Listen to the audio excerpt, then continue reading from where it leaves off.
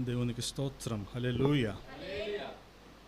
మన ప్రభువును ప్రియరక్షకుడైన యేసుక్రీస్తు శ్రేష్టమైన నామంలో నేటి ఆరాధనకు కూడి వచ్చిన మీ అందరికి కూడా నా హృదయపూర్వకమైన వందనాలు తెలియజేస్తా ఉన్నాను.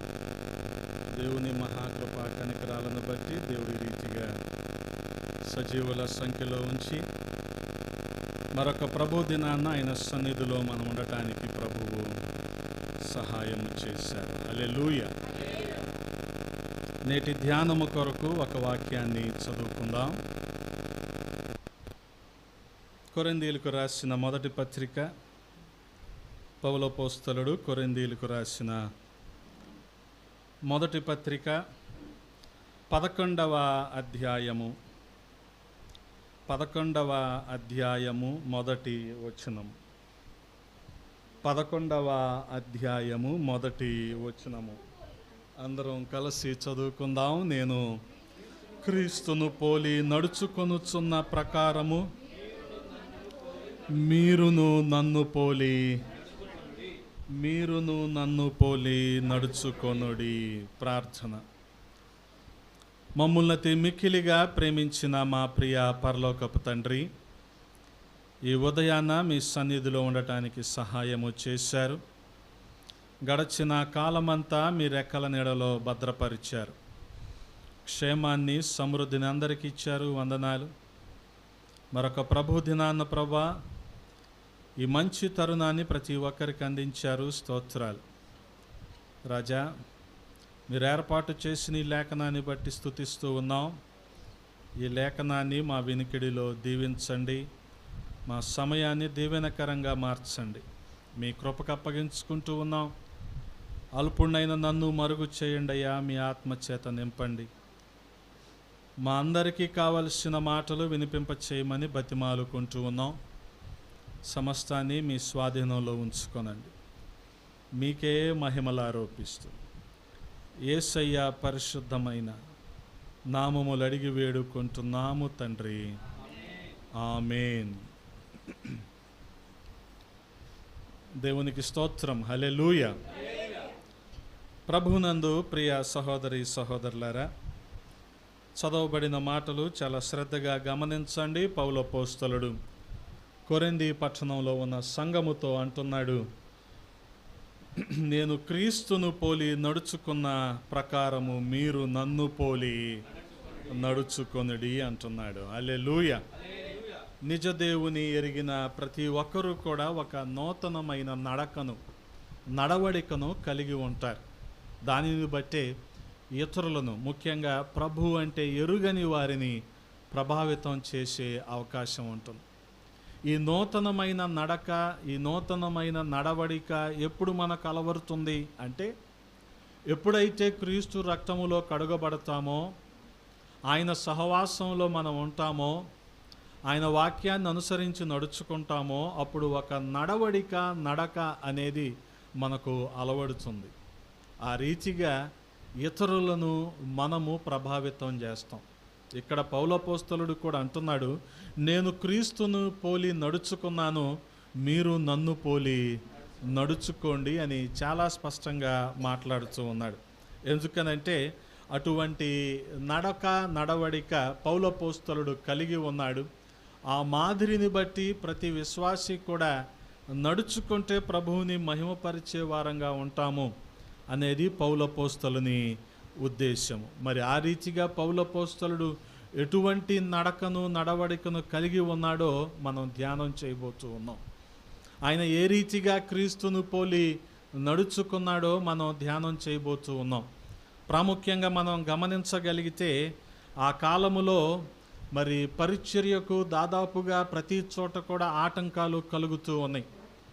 ప్రాముఖ్యంగా అపోస్తుల కార్యముల గ్రంథములో పరిచర్య ఎలాగ ప్రారంభించబడింది, ఆది అపోస్తలులు ఎలాగ ప్రభు పరిచర్యను విస్తరింపజేస్తూ వచ్చారు, మధ్యలో వీళ్ళకి కలుగుతున్న ఆటంకాలేంటి, ఇవన్నీ కూడా 28 అధ్యాయాల్లో మరి పరిశుద్ధాత్ముడు గ్రంథస్థం చేసి ఉంచాడు.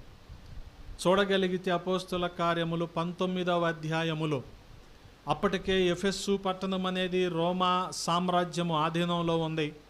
అక్కడ విపరీతమైన వ్యతిరేకత అనేది ఎదురవుతూ వచ్చింది. ఎదురైనప్పుడు పౌలు దూషించబడ్డాడు. ఏది దూషించిన పౌలే ఇప్పుడు దూషించబడ్డాడు. ఆనాడు ప్రభువుని వెంబడిస్తున్న వారిని హింసించిన పౌలే ఇక్కడ 19వ అధ్యాయంలో చూస్తే హింసించబడుతూ వచ్చాడు. వాస్తవానికి ఏ విత్తనాన్ని విత్తాడో ఆ పంటనే పౌలపోస్తలుడు కోస్తూ వస్తున్నాడు ఈ 19వ అధ్యాయములో. గమనించండి, చాలా వ్యతిరేకతలు అక్కడ ఎదురవుతూ వచ్చాయి. అందుకని ఎఫెసీ పట్టణంలో ఉన్న కొద్దిమంది భక్తులు లేదా కొంతమంది విశ్వాసులు వారికి ఈ మాటలను చెప్తున్నాడు. ఏమంటున్నాడంటే, నేను ఏ రీతిగా అయితే నడుచుకున్నాను, నేను 3 సంవత్సరాలు మీ మధ్యలో ఉన్నాను, ఈ 3 సంవత్సరాల్లో ఎటువంటి నడకను నడవడికను కలిగి ఉన్నానో మీరు గమనిస్తూ వచ్చారు, ఆ రీతిగా మీరు నడుచుకోండి అంటున్నాడు.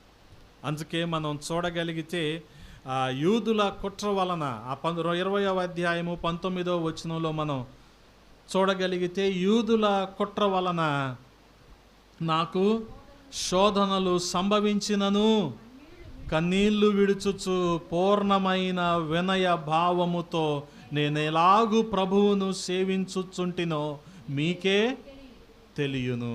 అంతకు మునుపు ఏమంటున్నాడు, వారు తమ యొద్దకు వచ్చినప్పుడు వారితో ఏమన్నాడు ఆయన, నేను ఆసియాలో కాలు పెట్టిన దినము నుండి ఎల్లకాలము మీ మధ్య ఎలాగూ నడుచుకొంటినో మీరే ఎరుగుదురు. మాసిదోనియా నుంచి ఆసియాలోకి నేను వచ్చేసాను. ఐరోపా ఖండంలో నుంచి ఆసియా ఖండంలోకి నేను అడుగుపెట్టిన రోజు మొదలుకొని నేను ఎలాగా నడుచుకుంటున్నానో మీరే చూశారు కదా, మీకు అన్నీ తెలుసు కదా. ఎలాగ నడుచుకున్నాను నేను? యూదుల వలన కుట్రలు, అంటే వారి స్వంత ప్రజలు లేకపోతే స్వంత జనాంగము, వారి వల్లనే పౌలపోస్తలునికి ఇబ్బందులు కలుగుతూ వచ్చాయి, ఆటంకాలు కలుగుతూ వచ్చాయి. అయినా పౌలపోస్తలుడు ఏమాత్రం కూడా వెనుకకు తిరగలేదు. గమనించండి, ప్రభువుని ఎరుగక మునుపు ఆ క్రీస్తు మార్గంలో వెళ్ళే వారిని ఎలాగైతే హింసిస్తూ వచ్చాడో ఇప్పుడు ఆ హింసలే పౌలపోస్తలునికి ఎదురవుతూ వచ్చాయి. అందుకనే మనం గమనించగలిగితే ధన్యతల్లో ప్రభువారు అంటారు 5వ అధ్యాయం మత్తయి సువార్త 10వ వచనంలో, మత్తయి సువార్త 5వ అధ్యాయము 10వ వచనంలో, నీతి నిమిత్తము హింసించబడువారు ధన్యులు, పరలోక రాజ్యము వారిది. నీతి నిమిత్తము హింసించబడువారు. గమనించండి, సత్యము కోసము చిత్రహింసలు పొందేవారు. అందుకనే మిషనరీలు దేశాలు తిరుగుతూ ఈ సత్యాన్ని వాళ్ళు అందరికీ కూడా ప్రకటించారు. అనుగుణంగా వాళ్ళకి ఎదురైంది ఏంటంటే చిత్రహింసలే. ఏ మిషనరీ కూడా ఏదో సులువుగా ప్రభువుని ప్రకటించినట్టు ఎక్కడా మనకి కనబడదు. కారణం ఏంటో తెలుసా?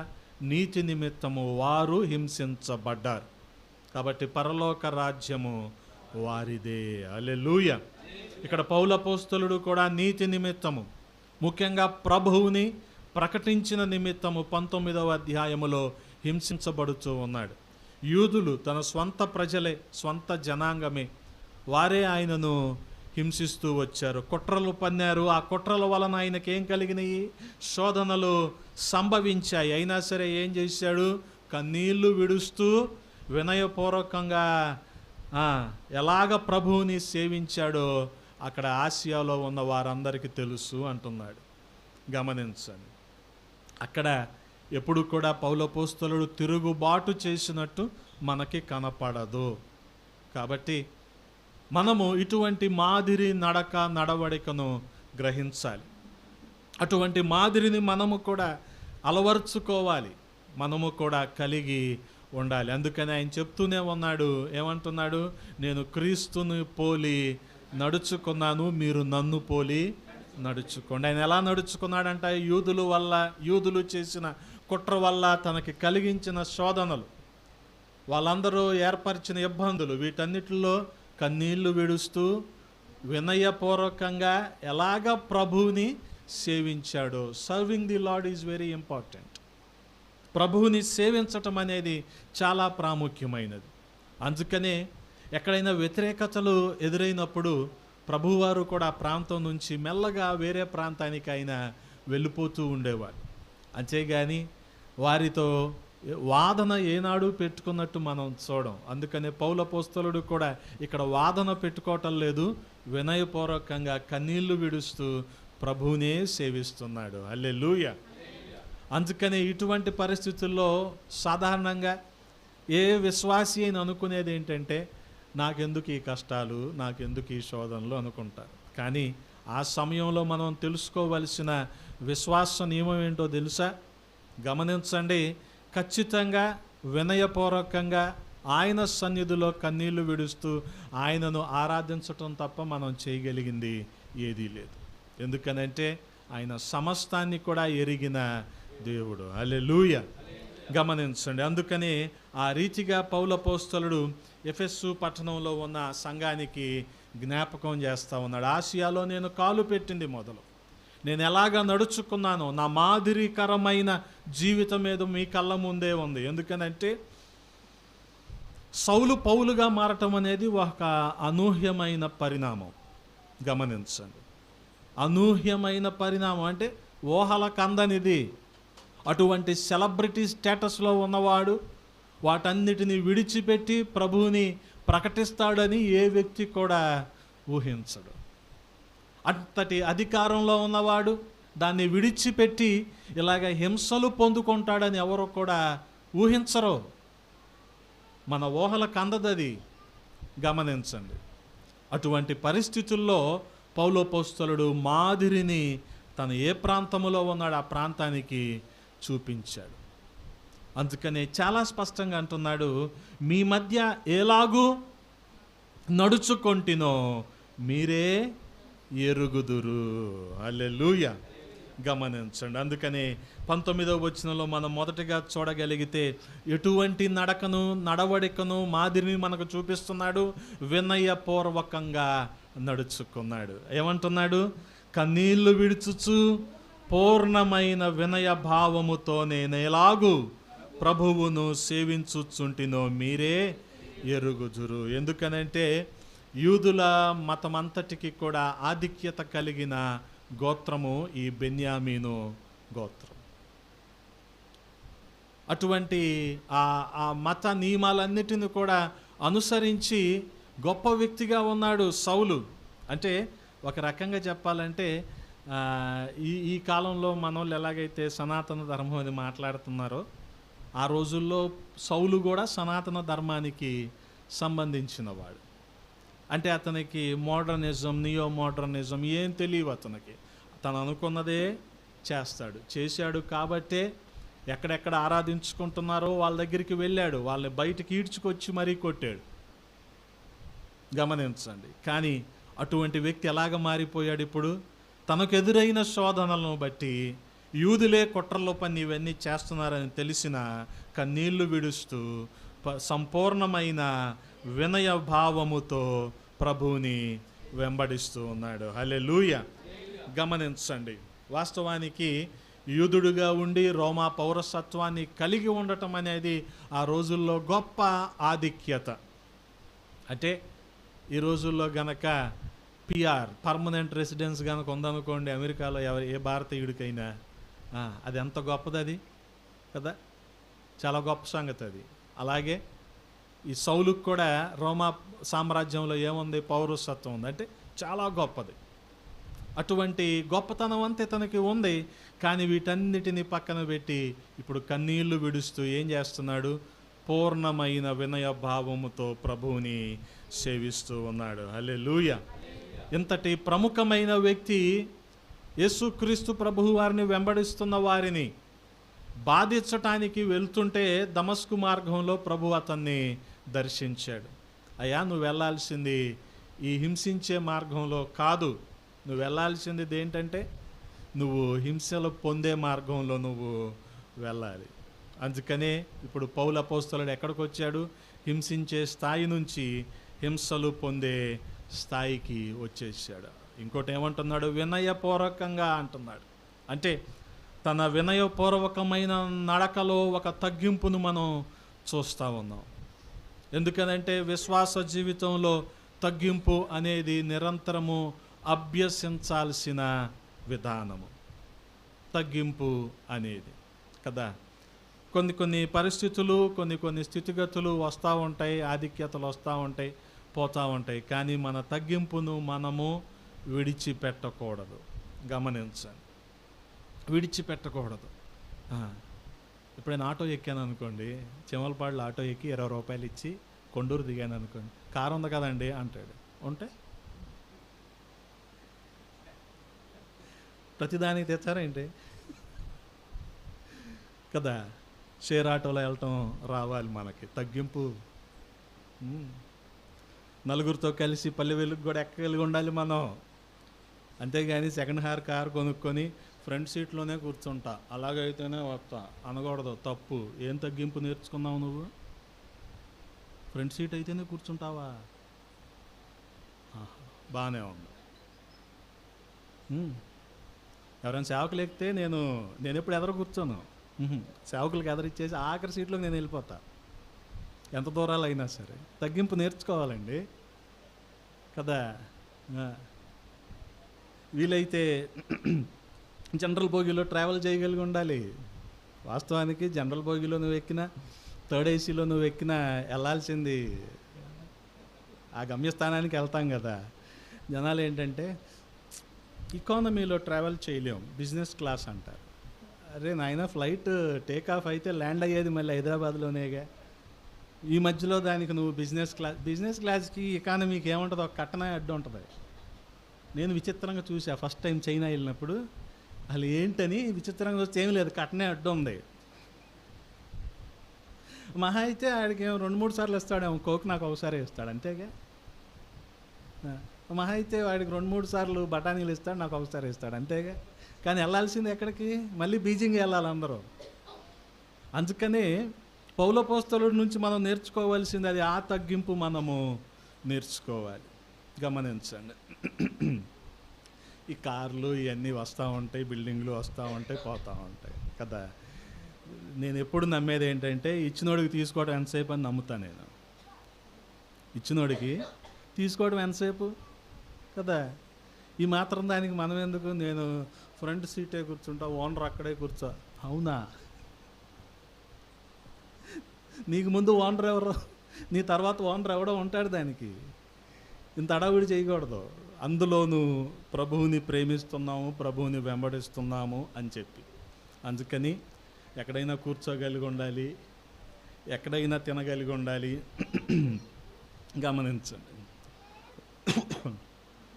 కొన్నిసార్లు ఏజెన్సీ ప్రాంతాలకు వెళ్ళినప్పుడు ఎవరికైనా ఏమైనా అనిపించింది అనుకోండి, వాళ్ళు దూరం నుంచి వచ్చాము అని వాళ్ళకి అనిపిస్తే వాళ్ళు ఏదో ఒకటి టీయో పాలో ఎంత ఇద్దాం అనుకుంటారు. నాకు మొదట్లో కష్టంగా ఉండేది. ఎందుకనంటే ఆ పాలు ఆవు పాలు అంత ఇదిగా మనకు రోజు అలవాటైన పాలులాగా ఉండవు కదా. కానీ తినగలిగి ఉండాలి. తగ్గింపు సార్, తినగలిగి ఉండాలి. మీకు తెలుసో లేదో, నేను చేపల కూర నా చేత్తో చేసుకుంటేనే తింటా నేను, లేకపోతే ఎవడు పెట్టినా తిన్నాం. ఇప్పుడు అంత సీన్ లేదు. ఇప్పుడు కోయోళ్ళు పెట్టినా తింటున్నా. అసలు అలా పోసేసినా తింటున్నా. ఎందుకని? తగ్గింపు. అలవాటు అయిపోవాలి అవన్నీ మనకి. ఇప్పుడు ఇలాగే ఉంటాం, అలాగే చేస్తాం అలా అనుకొని ఉంటే నేను అంత పల్లెటూరులోకి వెళ్ళి ఉండాల్సిన అవసరం నాకు లేదు. నాకు అసలు ఆ నీళ్ళు ఆ పంపు దగ్గర ఉన్నాయా, ఆ నీళ్ళు ఆ బురద నాకు నచ్చదు. కానీ ఈరోజు నేను ఉండేది బురదలోనే. అందుకని ఇవన్నీ మనకు అలవాటు అవ్వాలి. విశ్వాస జీవితంలో అయి చేయి ఈ చేయమంటే కుదరదు. పౌలపోస్తలుడు కూడా అంతకుముందు చెప్తున్నాను కదా, రోమా పౌరసత్వాన్ని కలిగి ఉన్నాడు, అధికారాన్ని కలిగి ఉన్నాడు. కానీ ఇప్పుడు ఏం చేస్తున్నాడు? వాళ్ళతో, యూదులతో వాదన అయితే చేయటం లేదు, కానీ వినయపూర్వకంగా ప్రభువుని సేవిస్తూ ఉన్నాడు, కన్నీళ్ళు విడుస్తూ ఉన్నాడు. అందుకని తగ్గింపు అనేది మన జీవితంలో చాలా అవసరం. గమనించండి. అంత మాత్రమే కాదు, ఏం చేస్తున్నాడు? 19వ వచనంలో చూడగలిగితే, కన్నీళ్ళు విడుచుచు పూర్ణమైన వినయ భావముతో అంటున్నాడు. ఆ రీతిగా ఆసియాలో కాలు పెట్టింది మొదలుకొని వారి మధ్య ఆ రీతిగా పౌలపోస్తలుడు జీవిస్తూ వచ్చాడు. వారికి ఒక మాదిరిని చూపిస్తూ వచ్చాడు.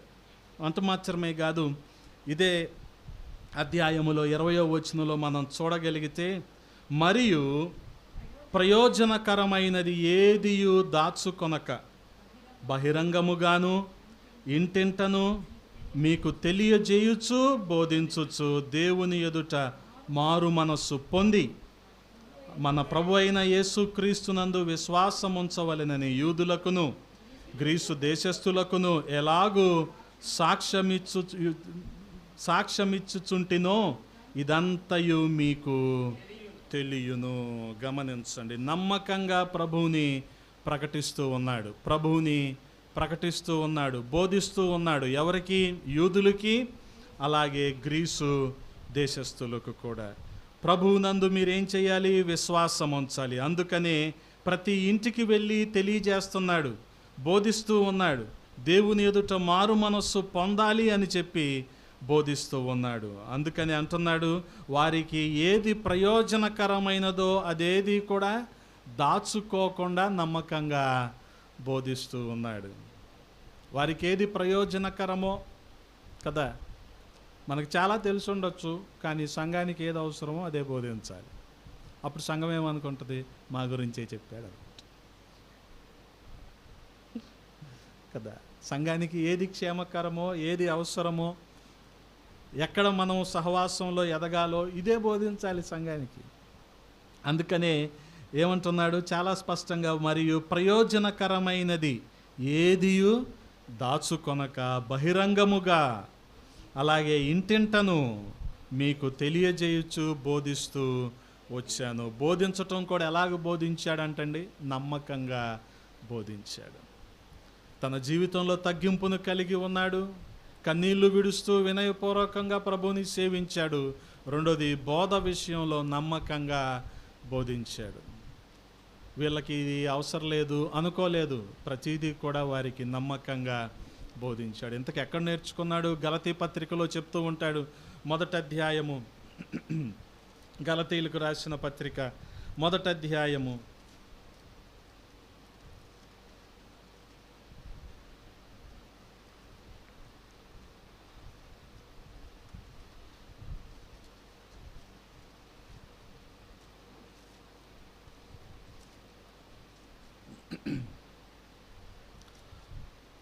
12వ వచనం, మొదటి అధ్యాయము 12వ వచనము.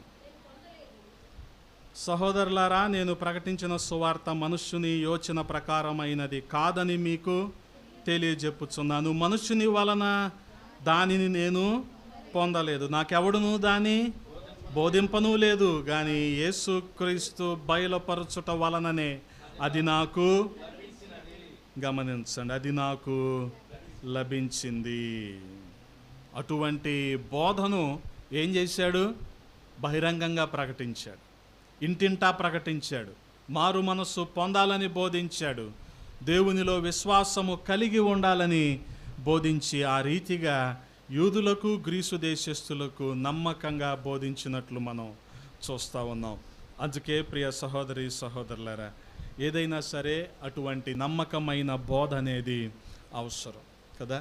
ఒకరికైనా బోధే, 100 మందికైనా బోధే కదా. చాలామంది ఒకరుంటే బోధించరు, జనాలు కంటి నిండా కనిపించాలి, అప్పుడే బోధిస్తారు. అందుకనే స్పెషల్ సింగర్స్ ఉంటారు చూడండి, స్టార్టింగ్లో పాటలు పాడరు. స్టార్టింగ్లో జనాలు పెద్దగా రారు కదా, ఏ మీటింగ్కైనా ఏ కూడికైనా జనాలు బాగా వచ్చాక పాడతారు. ఇటువంటి కొన్ని ఫాలో అవుతూ ఉంటారు వాళ్ళు, గమనించాలి. అంటే వాళ్ళు కనిపించాలి, ప్రభువు కనిపించకూడదు అక్కడ. అందుకే బోధలో కూడా నమ్మకత్వాన్ని పౌలపోస్తలుడు కలిగి ఉన్నాడు. అంత మాత్రమే కాదు, ఏమంటున్నాడు? మంచి సాక్ష్యాన్ని గ్రీసు దేశస్థులకు ఎలాగూ సాక్ష్యం ఇచ్చుచుంటినో అదంతయు మీకు తెలియను అంటున్నాడు.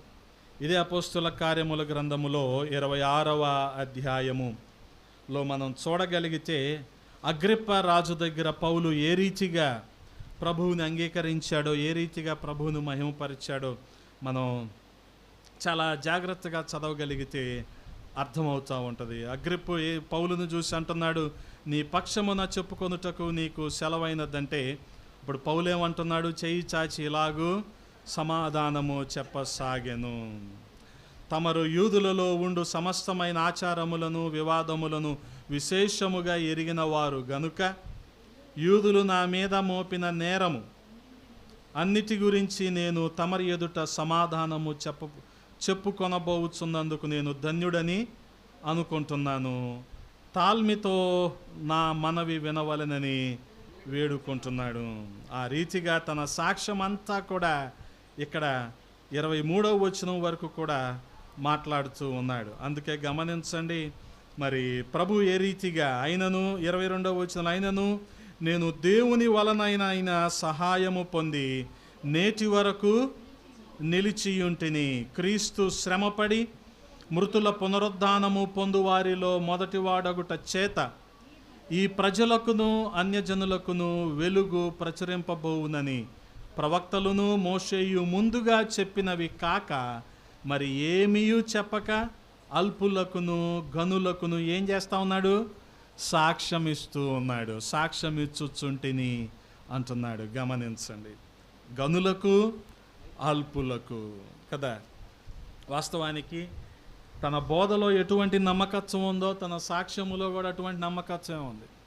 తను బోధించేటప్పుడు యూదులకి బోధించాడు, గ్రీసు దేశస్థులకు కూడా బోధించాడు. మీరు ప్రభువుని నమ్ముకోవాలి, విశ్వాసం ఉంచాలి, మారు మనసు పొందాలి, ఈ విషయాలన్నీ బోధించాడు.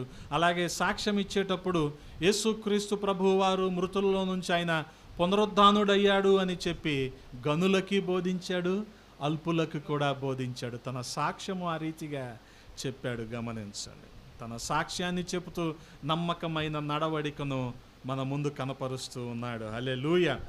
అంత మాత్రమే కాదు, తన ప్రాణము కంటే ప్రభువుని ఎక్కువగా ప్రేమించాడు. ఆ రీతిగానే జీవించాడు. 23వ వచనంలో, అంటే 20వ అధ్యాయము 23వ వచనంలో మనం చూడగలిగితే, బంధకములను శ్రమలను నా కొరకు కాచుకొని ఉన్నవని పరిశుద్ధాత్మ ప్రతి పట్టణములోనూ నాకు సాక్ష్యమిచ్చుచున్నాడని తెలియను. అయితే దేవుని కృపా సువార్తను గూర్చి సాక్ష్యమిచ్చుటయందు నా పరుగును నేను ప్రభు అయిన యేసు వలన పొందిన పరిచర్యను త్వర ముట్టింపవలెనని నా ప్రాణమును నాకెంత మాత్రమును ప్రియమైనదిగా ఎంచుకొనుట లేదు. గమనించండి, నా ప్రాణాన్ని ఏమాత్రం కూడా ప్రియమైనదిగా ఎంచుకోవటం లేదు. ఎందుకని? దేవుడు నాకు అప్పగించిన పరిచర్యను ముగించటమే నా ముందున్న బాధ్యత. అంటే ఆ రీతిగా ప్రభువుని సేవించాడు, ప్రభువుని వెంబడించాడు. హల్లెలూయా. అందుకనే పౌలు తప్ప ఇంకెవరు కూడా అనలా, బ్రతుకుట క్రీస్తే సావైతే లాభము అని. ఎందుకని? ప్రాణాన్ని దేవునికి అప్పగించుకున్నాడు. ప్రాణమేమి ఎక్కువ కాదు అనుకున్నాడు కదా. కొంతమందికి ప్రాణమే ఎక్కువ. లోకాసు సువార్త 16వ అధ్యాయంలో కనిపించే రిచ్ మ్యాన్ ఉన్నాడు కదా, అతనికి ప్రాణమే ఎక్కువ. నా ప్రాణమా, సంవత్సరాలకు సరిపడా నీకు స్టాక్ ఉంది, గ్యాస్ కూడా ఉంది వాడి దగ్గర, ఇంక సంవత్సరాలకు సరిపడా తింటమే. మన గ్యాస్ లేదులేండి కదా.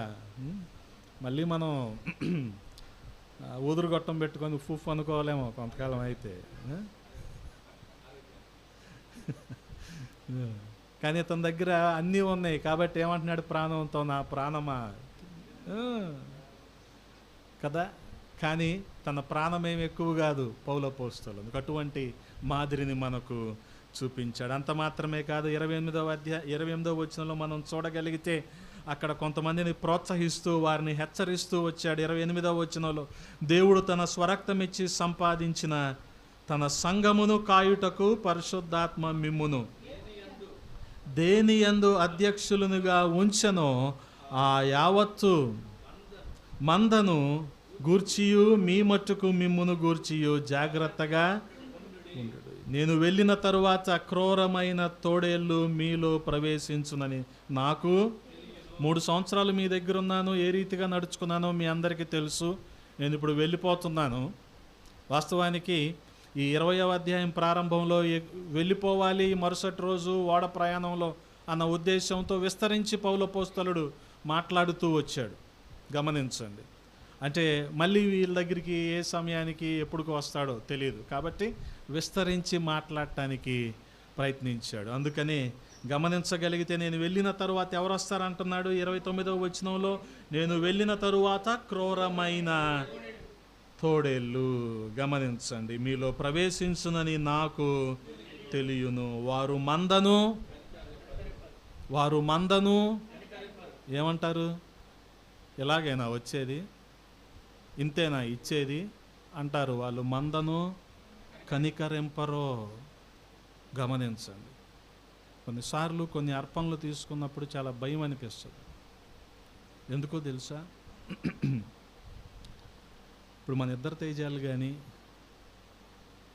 ఉద్యోగాలు వచ్చాక వాళ్ళు మొదటి నెల జీతం అంత ఇచ్చారు కానుకగా.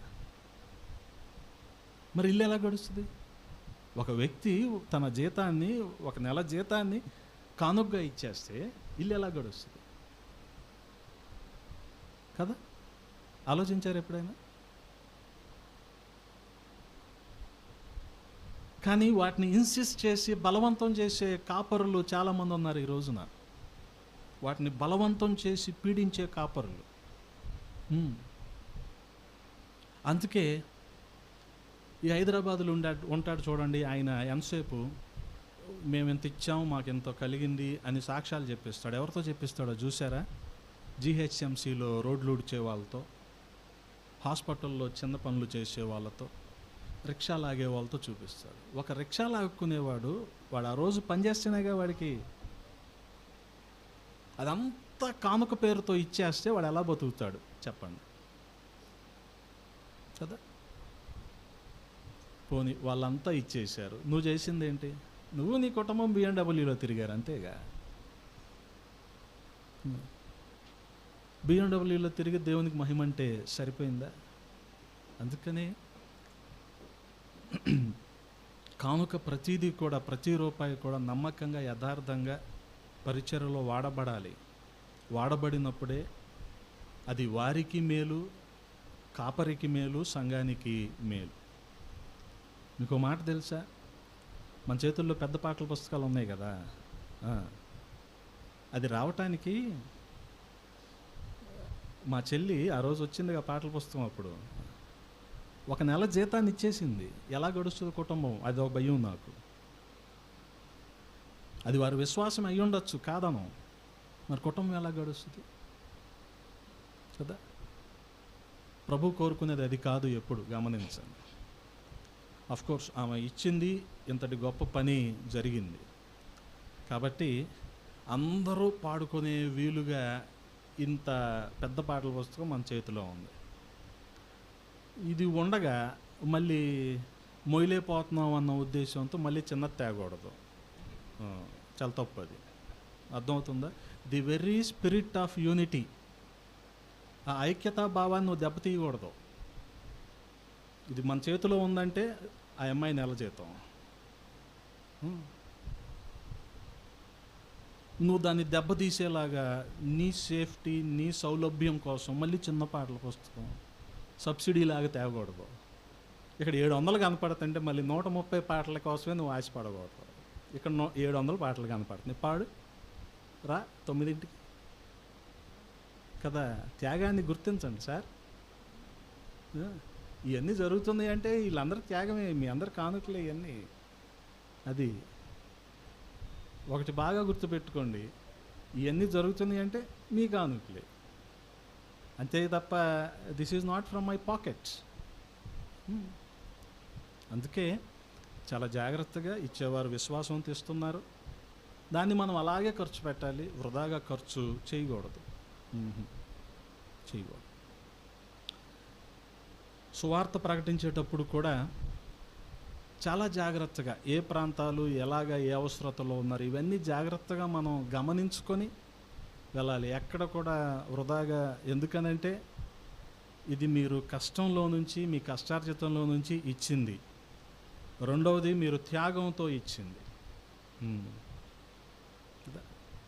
జూన్ నెలలో స్కూల్ పిల్లలు ఉన్న పేరెంట్స్కి తెలుస్తుంది నొప్పేంటో కదా, తెలుస్తుందా? మరి అదే జూన్ నెలలో ఇచ్చిందామా, జూలైలో మనం పాటల పుస్తకం రిలీజ్ చేసుకుందాం. 2 పిల్లలు ఉన్నారు, స్కూల్కి వెళ్ళే పిల్లలు, ఆమెకి 10th క్లాసు 8th క్లాస్ పిల్లలు. మరేంటండి, అందుకే దానికి కొద్దిగా గౌరవం ఇవ్వండి, దీనికి కొద్దిగా రెస్పెక్ట్ ఇవ్వండి. వాళ్ళ ఫోటోలు ఉన్నాయి, వీళ్ళ ఫోటోలు ఉన్నాయి అనకుండా, చిన్న చిన్నవి తేకుండా ఇలా పెద్ద పెద్దది అండి, అంత ఉంటుందండి. అక్కడ సువార్త ప్రకటించబడుతుందంటే అంత ఉంటుంది, దాని వెనక మీ అందరి ప్రయాసం ఉంటుంది. అది అలా అని చెప్పి నేను ఒక్కడనే కనిపించ అలా ఎప్పుడు అనుకోవద్దు మీరు. ఆ ఉద్దేశం కూడా నాకు లేదు. అందుకే ఈ విషయాల్లో చాలా జాగ్రత్తగా ఉండాలి, చాలా జాగ్రత్తగా ఉండాలి. అందుకే ఎటువంటి తరంలో ఉన్నామంటే కనికరింపని వచ్చేసారు. ఇది పౌలు అపోస్తలుడు ఆ రోజే చెప్పాడు, నేను వెళ్ళిన తర్వాత వీళ్ళు వస్తారు. అది గొర్రె చర్మాన్ని కప్పుకున్న తోడేళ్ళు వీళ్ళు అసలు మందను ఏం చేస్తారు, కనికరించరు. కనికరించకుండా ఏమంటారు, ఇంటికి అంత ఇవ్వు, ఇంటికి ఎంత ఇవ్వు అంటారు. అయ్యే బాగుంటాయి కదా,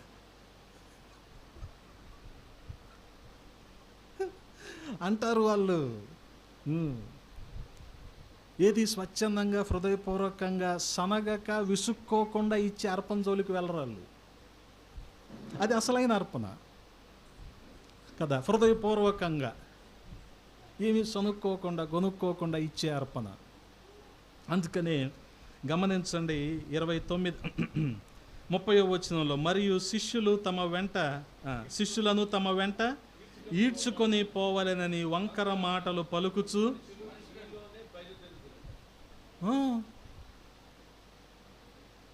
బేసిక్ అది. ఇది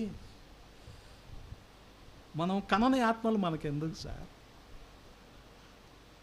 మనం కష్టపడితే మనకు వచ్చే డబ్బులు కాకుండా, అసలు మనం కష్టపడకుండా మన చేతికి వచ్చేది మనకెందుకు? దాంతో మనం గొప్పగా కనిపించాలా?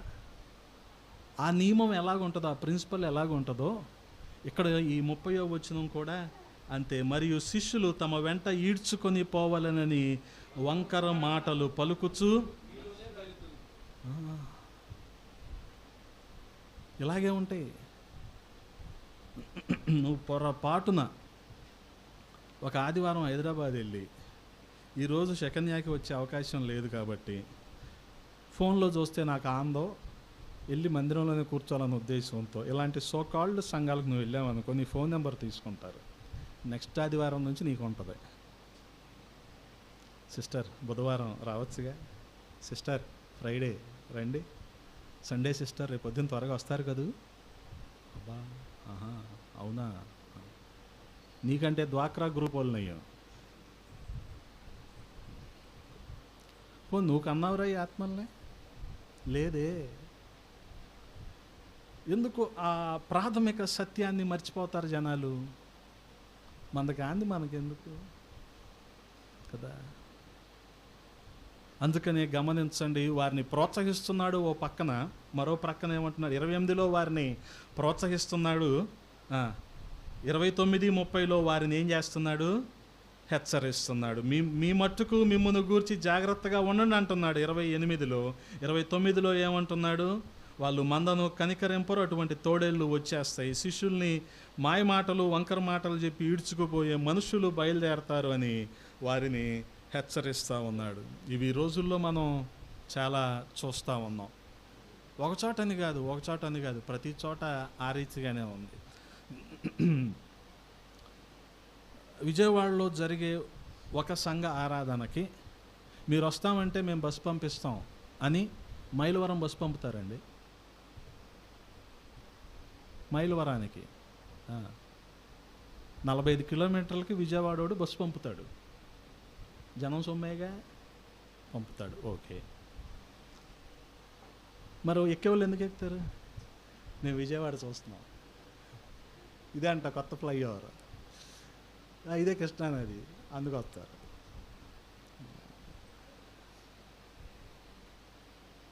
అందుకని భక్తి విషయంలో ఎక్కడ కంపల్షన్ ఉండకూడదండి, ఎక్కడ కూడా బలవంతం ఉండకూడదు. You have a free will కదా, మీకు ఒక స్వేచ్ఛ స్వాతంత్రం ఉంటాయి. రావాలి రాకూడదు, చెయ్యాలి చేయకూడదు, ఇలా ఉండాలి అలా ఉండకూడదు, ఏ ఉంటాయి కదా. దీన్ని మనం బ్రేక్ చేయకూడదు. పోనీ ఇదే బస్సు మీకు తెలుసో లేదో లీటర్ డీజిల్కి 4 కిలోమీటర్లు మైలేజ్ వస్తుంది, అంతే కదండి. 4 కిలోమీటర్లు మైలేజ్ వస్తుంది బస్సు.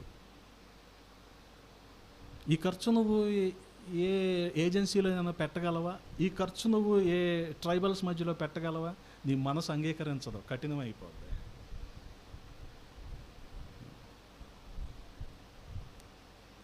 అందుకని పౌలపోస్తలుడు తను వెళ్ళిపోయాక ఎఫెసు పట్టణం పరిస్థితి ఏమైపోద్దో, అందుకని పెద్దలని అక్కడున్న శిష్యులని ఏం చేస్తున్నాడు? ప్రోత్సహిస్తున్నాడు, అలాగే హెచ్చరిస్తూ ఉన్నాడు. మరొకటి వారికి సమర్పణ నేర్పిస్తూ ఉన్నాడు. 31వ వచనంలో, కావున నేను 3 సంవత్సరములు రాత్రింబగళ్ళు కన్నీళ్లు విడుచుచు ప్రతి మనుష్యునికి మానక బుద్ధి చెప్పి తిని, మీరు జ్ఞాపకము చేసుకుని మెలకువగా ఉండుడి. గమనించండి, ఇటువంటి సమర్పణ అవసరం. పై వచనాల్లో ఉన్న పెద్దలు లేదా శిష్యులు వాళ్ళు సంఘాన్ని కనిపెట్టుకొని ఉండాలంటే వారికి ఈ సమర్పణ అవసరం. మాట్లాడితే 3 సంవత్సరాలు అంటున్నాడు. ఇది 18వ వచనం దగ్గర నుంచి మాట్లాడితే 3 సంవత్సరాలు అంటాడు. ఎఫెసు పట్టణంలో ఆయన ఉన్న కాలం అది 3 సంవత్సరాల వ్యవధిలో ఇవన్నీ జరిగినాయి. ఇప్పుడు వారిని విడిచిపెట్టి మరొక ప్రాంతానికి వెళ్తున్నాడు. వెళ్ళే ముందు వారికి ఇవన్నీ కూడా హెచ్చరికలు చేస్తూ ఉన్నాడు. అనుగుణంగా నేటి కాలంలో సంఘము ఎటువంటి మాదిరిని కలిగి ఉండాలి? తగ్గింపు కలిగి ఉండాలి, నమ్మకత్వాన్ని కలిగి ఉండాలి, బోధను అనుసరించే విధంగా ఉండాలి. వారిని హెచ్చరిస్తున్నాడు, ఇటువంటి తోడేళ్ళు ఉంటాయి అని కదా. మరొకటి ఏమంటున్నాడు? కన్నీళ్లు విడుస్తూ ప్రతి మనుష్యుకి నేను మానక బుద్ధి చెప్తూ వచ్చాను, ఆ విషయాన్ని మీరు జ్ఞాపకం చేసుకొని మెలకుగా ఉండాలి అంటున్నాడు. ఆ తర్వాత గమనించగలిగితే సమర్పణని నేర్పుతూ ఉన్నాడు. 33, 34 వచనాలు ఒకసారి చదువుదాం. ఎవని వెండినైనను బంగారమునైనను వస్త్రములనైనను నేను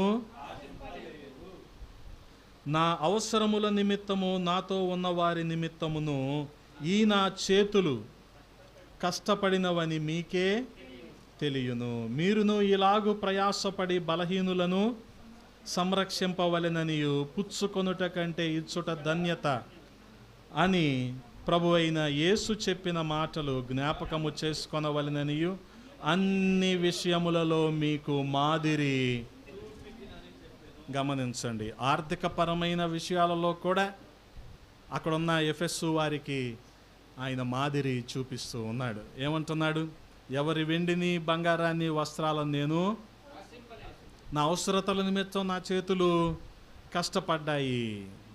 గమనించండి, పుచ్చుకోవటం కంటే ఇచ్చుట ధన్యత. అటువంటి మాదిరి మీ అందరికీ నేను బోధిస్తున్నాను అంటున్నాడు. ప్రతి విశ్వాసి కూడా ఈ మాదిరి నడవడికనే కలిగి ఉండాలి. ఇన్ని విషయాలలో ఇంత నమ్మకంగా యథార్థంగా సమర్పణతో చేసి పౌలపోస్తలుడు అంటున్నాడు, నేను క్రీస్తును పోలి నడుచుకున్న ప్రకారము మీరు నన్ను పోలి నడుచుకోండి అంటున్నాడు. గమనించండి, అందుకే ఈ 18వ వచనం మొదలుకొని ఈ 34వ వచనం వరకు కూడా పౌలపోస్తలుడు ఎటువంటి మారిని కలిగి ఉన్నాడో మనకు బోధిస్తూ వస్తున్నాడు. వినయపూర్వకంగా నడుచుకోమంటున్నాడు. కన్నీళ్లు విడుస్తూ వినయపూర్వకంగా నేను ప్రభువుని సేవించాను అంటున్నాడు. ఇంకేమంటున్నాడు ఆ తర్వాత? నమ్మకత్వంతో నేను బోధించాను, ఏమీ దాచుకోలేదు. నేను ప్రభువు దగ్గర నుంచి ఏ విషయాలైతే నేర్చుకున్నానో ఆ విషయాలే మీకు నేను నమ్మకంగా బోధించాను. బహిరంగంగాను బోధించాను, ఇంటింటా వచ్చి నేను బోధించాను, అలాగే యూదులకి బోధించాను, గ్రీసు దేశస్థులకు కూడా నేను బోధించాను, సాక్ష్యమిస్తూ వెళ్ళాను. ఏ రీతిగా ప్రభువు పునరుద్ధానుడయ్యాడని నేను గనులకి సాక్ష్యం ఇచ్చాను, అల్పులకు కూడా నేను సాక్ష్యం ఇచ్చాను. నా ప్రాణము కంటే ఏది ఎక్కువ కాదు అంటున్నాడు. హల్లెలూయా. నా ప్రాణము కంటే ఏది ఎక్కువ కాదంటూనే సంఘ పెద్దలని, అక్కడున్న శిష్యుల్ని ప్రోత్సహిస్తున్నాడు, హెచ్చరిస్తూ ఉన్నాడు. ఎందుకనంటే గొర్రె చర్మము కప్పుకున్న తోడేళ్ళు సంఘాలలో ప్రవేశిస్తాయి అని చెప్తూ ఉన్నాడు. ఇంకోటి సమర్పణ కలిగి ఉండాలంటున్నాడు, అలాగే ఆర్థికపరమైన విషయాలలో. అందుకని తన అవసరతల నిమిత్తం తను ప్రయాసపడ్డాడు. ఎలా ప్రయాసపడ్డాడు? అకుల ప్రిస్కిల్లాలతో కలిపి డేరాలు కుట్టుకుంటూ ప్రయాసపడ్డాడు. అలాగే తన పరిచర్య అంతటిని కూడా కొనసాగించాడు. అటువంటి మాదిరిని పౌలపోస్తలుడు మనందరికీ చూపిస్తున్నాడు. మనము కూడా ఈ మాదిరికరమైన విషయాలను అర్థం చేసుకొని ఆ రీతిగా మనం నడుచుకున్నప్పుడు దేవుని సహవాసంలో మనం ఉంటాం, ప్రభువుని మహిమపరిచే వారముగా ఉంటాం. ఆ రీతిగా ప్రభువు మనకు సహాయము చేయునుగాక. ఆమేన్. తలలు వంచండి, ప్రార్థన చేసుకుందాం. విన్న మాటలను బట్టి ప్రార్థన చేసుకుందాం. పౌలపోస్తలుడు ఏ రీతిగా అయితే ఒక మాదిరికరమైన నడకను మనందరికీ చూపిస్తున్నాడు, ఆ రీతిగా మనందరము కూడా ఆ నడకను, నడవడికను, ఆ మాదిరిని కలిగి ఉండి అనేకులను ప్రభావితము చేసి ప్రభువు వద్దకు వారిని నడిపించే ఒక బలమైన సాధనంగా ఉండాలనేదే దేవుని చిత్తమై ఉంది. ప్రియ సహోదరుడా, సహోదరి, ప్రతి ఒక్కరము కూడా అటువంటి మాదిరిని కలిగి ఉందాం. చిన్న ప్రార్థన చేసుకుందాం.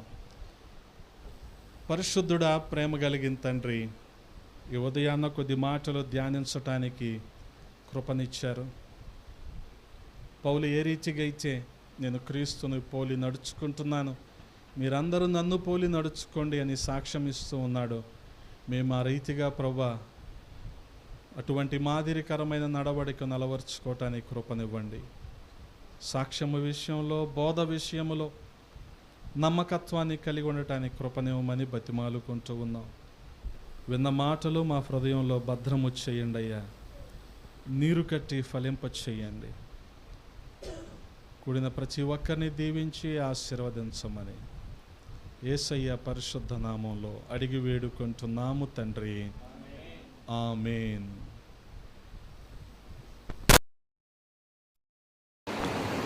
ఈ సమయంలో మనందరం లేచి నిలబడగా ఒక పాట పాడు.